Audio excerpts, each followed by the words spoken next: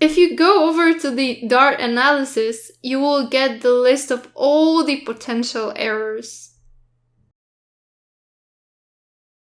Then this is the terminal in which we run commands. Here you can see that every single platform which we selected earlier has its own folder. There is an Android folder, an iOS folder, etc.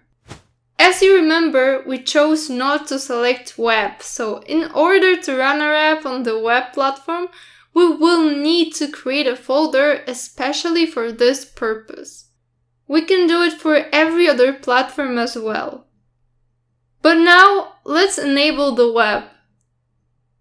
Type flutter config enable web and hit enter. Now, write flutter create dot. This will create a folder for the web support. The same thing applies to every other platform. Once you've written the command, wait for a while and the folder will appear. The app still needs some time to open, so be patient. You can watch the whole process after clicking on Run.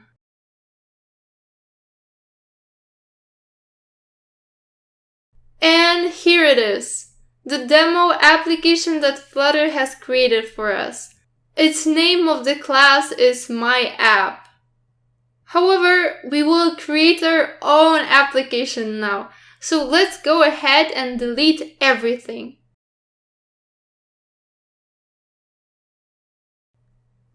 Of course, here it shows that there is an error because we have deleted My App.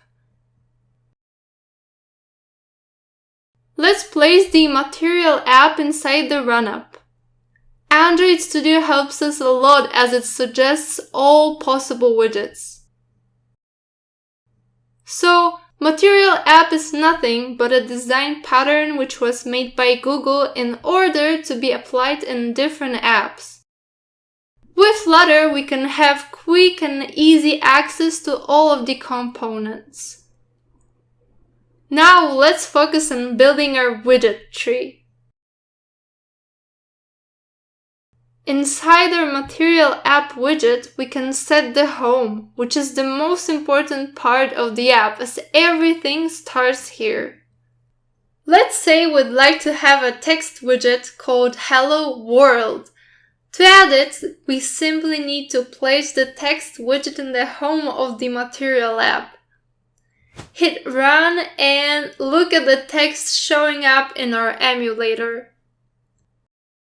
Well, it doesn't look that pretty. How about we move the text to the center? To do that, we need to add a center widget to the widget tree. The center widget should be located between the text and the Material app. I'm gonna cut this part and paste it here. Then I'm going to place the center widget inside the Material app. The center has a child. Let's put the text inside the child.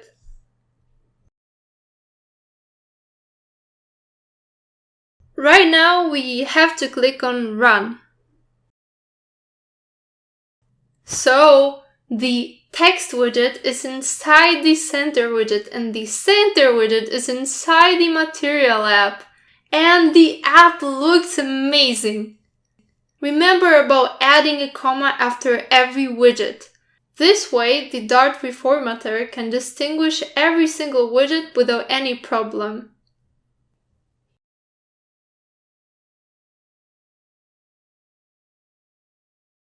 Now, right-click and click on Reformat Code with Dart FMT. And voila! Our code looks very clear and organized. At this point, go ahead and look into the widget test.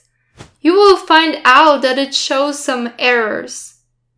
In this course, we will not focus on writing automation testing code, so you can either ignore it or comment it out by putting 2 slashes just like this. Commenting means that you will not allow this piece of code to run.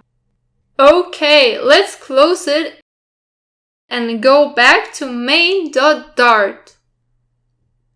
Let's see how Android Studio makes our lives a bit easier. Let's say we want to remove the center widget. The longer option would be to delete it line by line, but there's an easier option.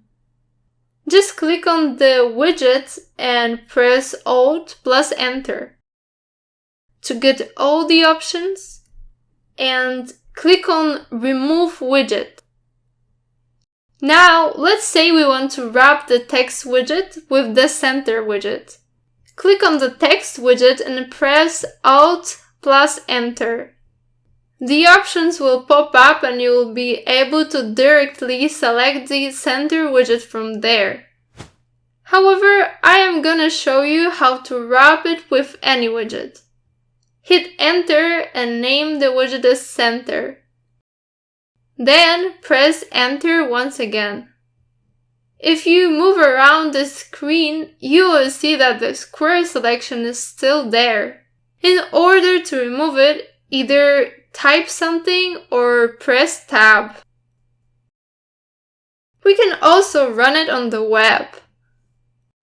Let me select my favorite web browser and hit Run. So, this is the console for the web, and this is the console for the emulator. Now, in order to stop these apps, you can either select them one by one or just click on Stop All.